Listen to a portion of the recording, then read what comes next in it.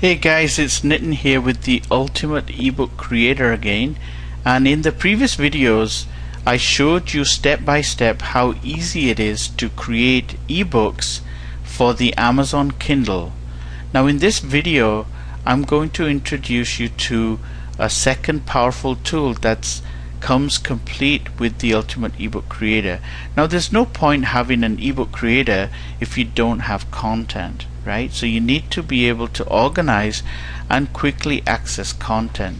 And so what I did was I created a professional database management system which I called the articles database.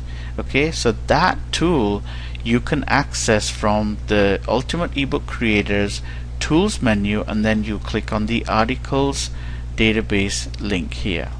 So that brings up this new screen, and let me just resize it so you guys can see it. Now you can switch backwards and forwards. They both of the screens float on top of each other, so you can go backwards and forwards. That's not a problem. Okay, so let me just show you this. Now this is an empty database. So what we're going to do is we're going to create some articles so I can show you the features, and then in the end I'm going to show you in a second video there is a really powerful feature which is called import articles, which allows you to import PLR articles. Okay, so that's in the second video, but the first video I'm just going to show you very quickly how easy it is to create content, okay, and how to organize, I should say organize content, not create. So I have a notepad beside me which is outside the recording area that you can't see, but it's going to provide all the content, so I don't need to waste your time. So the organizer allows you to create what we call categories and child categories, so that we can create a top level category. For example, let's call this recipes category. Okay, and under the recipes category we're going to have a child category called breakfast. So I'm going to create a child category called breakfast, and in the breakfast category I'm going to create an article.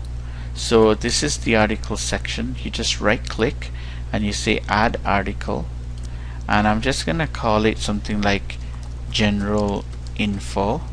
Okay, you can give it some keywords as well if you want to. Let's just call it breakfast. Breakfast, I should spell it correctly, and click save. Okay, so now we can type in our article in this WYSIWYG editor, and I already have some, so I'm just gonna go ahead and copy some of this stuff here.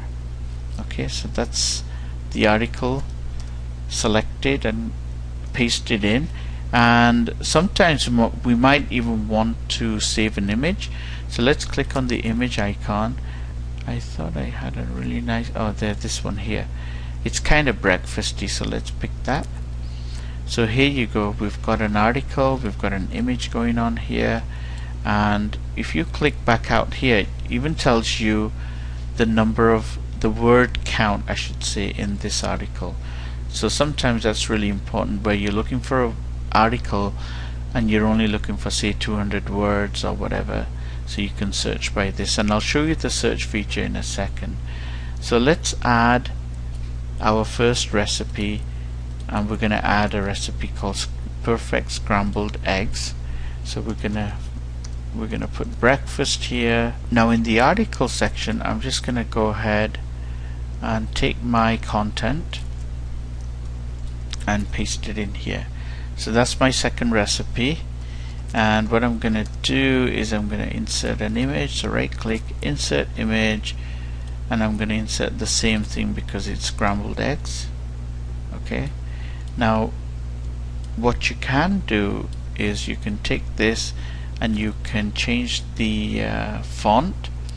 I like to keep everything Arial 12, and the reason for that is, let me just resize this so I can see this section here. Yeah, okay, so the size should be about, the font should be Arial and the size should be about 12.